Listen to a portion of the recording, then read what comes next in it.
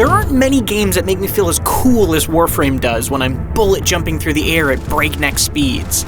This free-to-play co-op shooter has wildly outgrown its simple space ninja reputation since it first came out in 2013. Its updates have added tons of stuff, including open world areas, deep story missions, and even a hoverboard with a Tony Hawk-style scoring system, to the point where it can be confusing and tough to get into. But the way it makes everything you do feel fast, powerful, and just plain awesome keeps me coming back to its almost endless well of loot.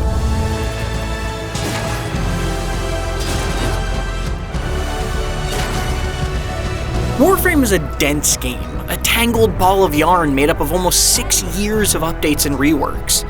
It can be overwhelming to even think about trying to untangle it all, but that also means there's a ridiculous amount of deep and often extremely entertaining content to discover.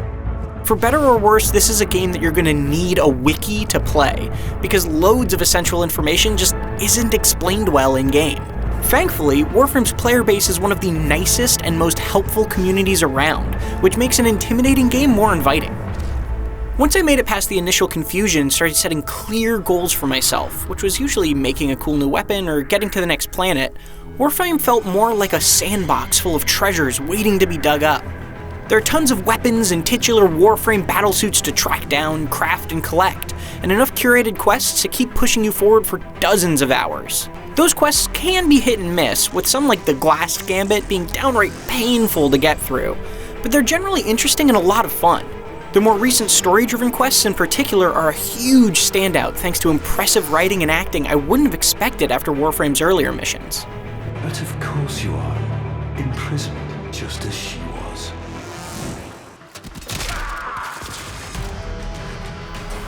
The actual run-and-gun gameplay is so dang satisfying that it's worth digging into for. Movement is lightning fast and incredibly versatile, and every gun and melee weapon feels unique. There's real variety here beyond just raw stats. Pinning enemies to walls with the heavy-hitting Boltor is a very different feeling from the rapid-fire Furus pistols, and slamming someone with the Fragor hammer is satisfying in a different way from slicing off limbs with the Heat Sword. The Warframes themselves let you flex your preferred playstyle as well. There are straightforward options like Mag or Frost, which use magnetic and ice abilities respectively, but also stranger options like Limbo, which can temporarily put enemies in another plane of existence. I love that you can generally pick your loadout based on what's fun, not necessarily what's objectively strongest. If I saw a cool Warframe that can breathe fire, I could research how to get it, collect the crafting materials, and then breathe some dang fire. That process takes far longer for some things than others, but picking and pursuing goals like that is the point, and it was endlessly gratifying for me. One double-edged sword is Warframe's mod system, which lets you buff up your gear. It's rewarding and offers a ton of customization, but this system is also convoluted to the point of being downright hostile towards new players. I still don't really like dealing with it even after years of playing. Crucially, Warframe's free-to-play nature generally doesn't get in the way. Pretty much everything except for most cosmetics can be acquired through playing. It's a commendable model, but the one place it really hurts is inventory space, which is limited unless you use a premium currency called Platinum to expand it.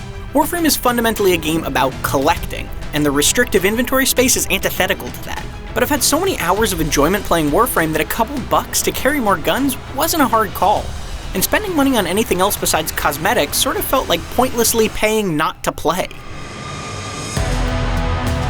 Warframe isn't an easily approachable game, but it's one that's worth getting comfortable with because it never stops growing and just feels amazing to play. Its satisfying kill, collect, craft loop is supported by a mountain of choices and some wonderfully responsive movement mechanics. Learning to navigate its overly complex systems pays off in the long run. For more PvE co-op shooters, check out our reviews of Overkill's The Walking Dead and Call of Duty Black Ops 4's Zombie Mode. And for everything else, keep it right here on IGN.